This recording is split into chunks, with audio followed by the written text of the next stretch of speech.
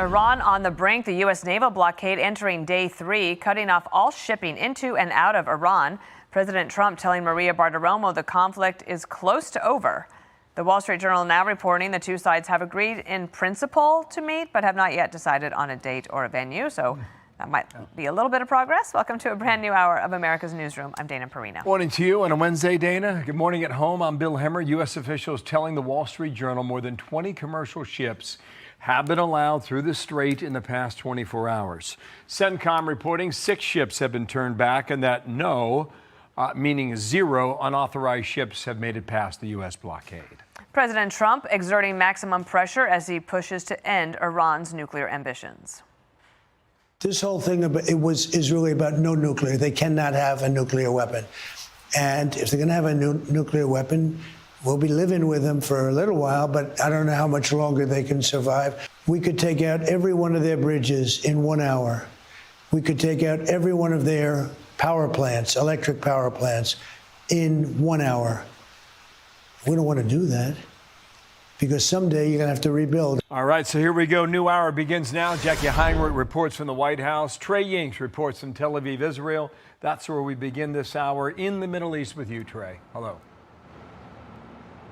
Bill, good morning. It's been 46 days since Operation Epic Fury began, and for now, the ceasefire between Israel, the United States, and Iran is holding as diplomatic efforts play out. This week, President Trump indicated that direct talks between the United States and Iran could resume as early as this week. Overnight, he told Fox News that the economic impact of the war was actually lower than he anticipated, and he sees the conflict as being over soon. I mean, honestly, I thought there'd be much, and I was willing to do that, to stop a nuclear weapon to be used against this country or the Middle East, anybody in the Middle East. They were going to take out the Middle East. To stop that, it was certainly worthwhile, being much higher than it is right now. If you told me that we were going to be at only $92 a barrel, $92 a barrel, I would have been very surprised. The president's comments come as U.S. Central Command continues to block Iranian ports with more than a dozen support vessels. CENTCOM Commander Admiral Brad Cooper explained the impact of this move, saying, quote, a blockade of Iranian ports has been fully implemented as U.S. forces maintain maritime superiority in the Middle East. An estimated 90% of Iran's economy is fueled by international trade by sea. In less than 36 hours since the blockade was implemented, U.S. forces have completely halted economic trade going into and out of Iran by sea. Iran's Foreign Ministry spokesman held a press conference today saying that no ceasefire extension was agreed to yet. He added that Iran has formulated a response to the initial U.S. ceasefire proposals. As Fox previously reported, there are thousands of additional U.S. forces headed to the region, the majority of them aboard the USS George H.W. Bush aircraft carrier strike group. Now, diplomatic efforts are ongoing to try and find a permanent ceasefire to this conflict, but those military preparations continue.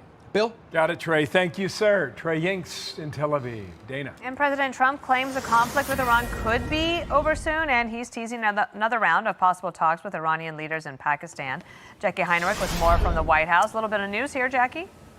Yeah, Dana, the president told ABC News very late last night that he is not considering extending the ceasefire because there's going to be an amazing 2 days ahead.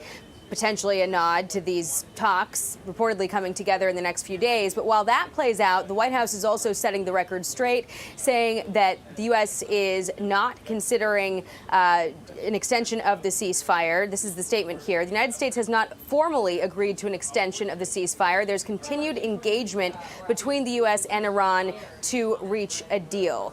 Nevertheless, the president says the finish line is in sight. Is this war over? I think it's close to over, yeah. I mean, I view it as very close to over. You know what?